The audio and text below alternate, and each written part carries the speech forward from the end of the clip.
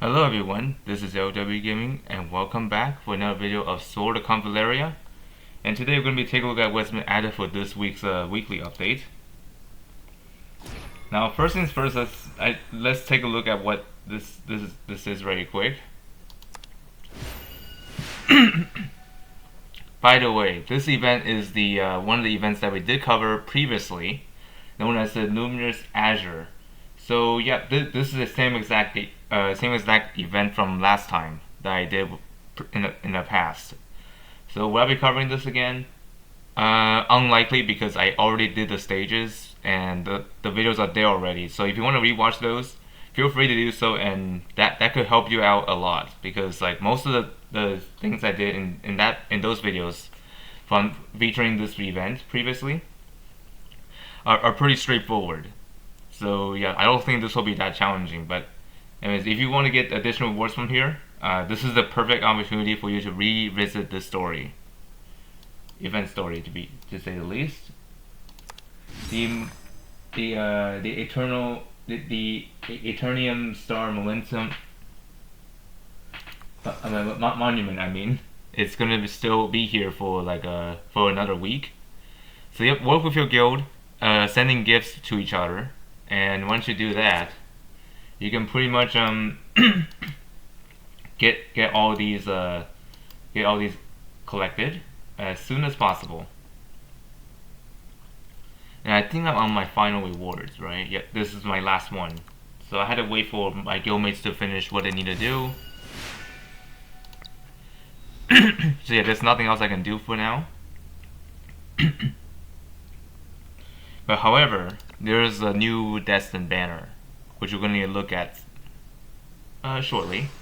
So this time we got a new Destined banner featuring Auguste and Simona. So yeah, these two are the debut units from before, and they both are together side by side. So let's see what they're about. So Auguste, I've heard a lot of people say he is the man, based on the rumors I've seen here. But anyways, this is what he looks like initially at 1 star. Looks pretty nice, but not really flashy though. And then at 5 stars, this is where things look pretty interesting. Anyways, this is his trait. You may pause the video if you want to read it. Basically, this one features around his a rage mechanic. So like when he reaches up to 6 stacks of rage, after he uses a skill or basic attack, he will remove all the stacks and he can act again. And then he will gain rage outburst 3 for 2 turns, and recovering 2 NRG. At the start of battle, he also gains 4 stacks of rage, which is pretty nuts. So like the rage mechanic on this guy is unhinged. So if you have like 6 stacks at least, you will have like an auto act again. You'll have an act again on that turn if you have 6 stacks. If not, it will just be a 1 turn unit, 1 turn use for that turn. And there's the basic attack. This one does 100% damage, which is a normal for a basic attack. And also when attacking enemies, he's going to remove 1 NRG from them, which is nuts. And there's also the instant skill, Wrath Swift. It's an instant skill, and after using this, like within the cross-shape range, after using this will become Snap, which is the other skill, which is you see right here. This does deal 80% damage to all enemies within 3x2 area, inflicting some debuffs, as you can see here, physical defense 2 down for 2 turns. And after that, it becomes another skill, which is Scorch, which unfortunately I won't be able to show you here because it is a sub-skill, so I won't be able to show you that. Warm Touch is a class skill, it's a passive skill, and when performing an active attack, deals an additional piercing damage equal to 15% of current HP to the target, and the character recovers 10% HP. This effect can be activated up to 1 time per round, but it can be triggered simultaneously upon hitting multiple characters. Ooh, nasty. Anyways, a support skill called Hassle. You may pause the video if you want to read through all that. I'm not going to repeat that over and over because I already covered this character before. I did not want to repeat it over and over, you know? Wrath Devastation. This is a very powerful skill that covers by 3x4 area in front of him. And then when he's in Rage Outburst state, he's going to inflict a 50-50 of the stun on targets, on a target that he hits, which is pretty nuts. Of course, if it does stun, then yeah, that'll make him insanely good. And as for the factions, he's part of the Union, which I don't know. The armor doesn't really show that he's from the Union, but I guess he has some kind of blue on his armor. And he also is part of the aggression category as well. And now let's look at Simona. Simona, she's a AOE magical unit, to say the least. So, anyways, what she does is really interesting because she does have a thing like at the start of the turn she gains armor ice, which basically is like a little shield or something. Let me take a look. Yeah, it's a physical shield equal to 60% of her magic attack, and she is immune to Frosty Tiles effects. And then after being hit by melee attack, inflicts move 1 down on the attacker for 2 turns. Ooh, that's actually pretty disgusting.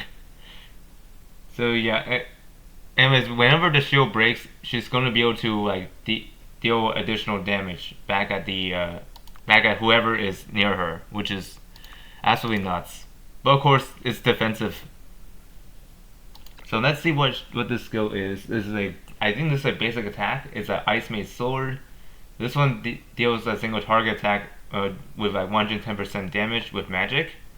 If she is attacking enemies with mobility down, or who are currently on Frosty Tiles, the damage she deals is increased by 30%.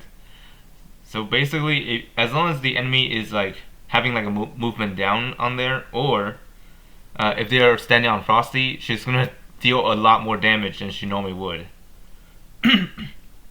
Which makes her really formidable. And then Ice Maid Armor, this one basically grants everyone like some shields on themselves, like the Armor of Ice. And also Regeneration 1 for 2 turns. So yeah, this is like a AoE that helps your team. Not damage based, by the way. Don't get those two confused. And there's a reaction skill. This is the one I was talking about. When you activate when your shield breaks. So like after her Armor of Ice is destroyed, Simona deals 50% magical damage to all enemies within 2 tiles of her, and inflicts move 3 down on the target for 1 turn.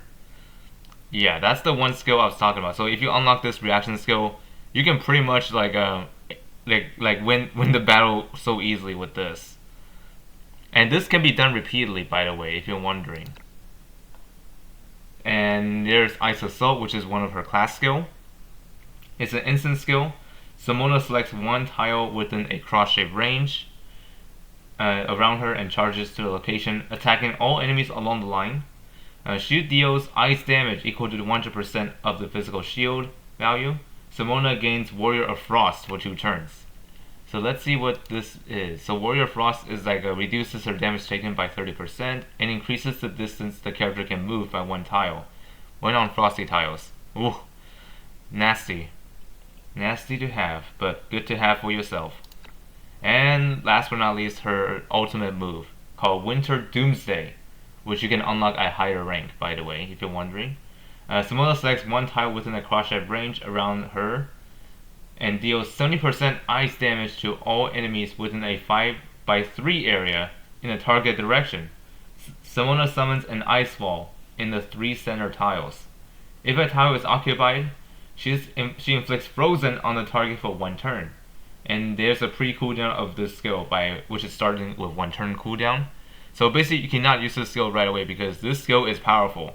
And to balance it out, they had to make a cooldown for this skill at the start of the battle. Kind of like Enya's case in Languisser, where you cannot summon on the first turn, unless you use Celica to remove that cooldown. Thankfully in this game you don't have to worry about cooldown removal, or I should say reduce cooldown, because there's no support that does that, but aside from like a certain certain character. Like I think Coco does that, but it doesn't really work in this game because the pre cooldown isn't considered an actual cooldown. It's rather a cooldown that begins with it. So I don't know. I might be wrong here, but anyway, so this skill is powerful, but at a cost of like you won't be able to use this on first turn. And this is what she looks like initially. Yep, still remember how she looks on the beginning when we were first introduced with this character. And this is what she looks like at 5 stars. It looks like she has like a ice knights behind her, like the knights made of ice actually. Anyways, the factions she's part of are the Union, which makes sense because we did notice that she is part of the Union in the story, and she's also part of the Discipline as well. Was it Discipline? I think it's Discipline. Okay, I don't know why I call this one Discipline for some reason, but it is Discipline.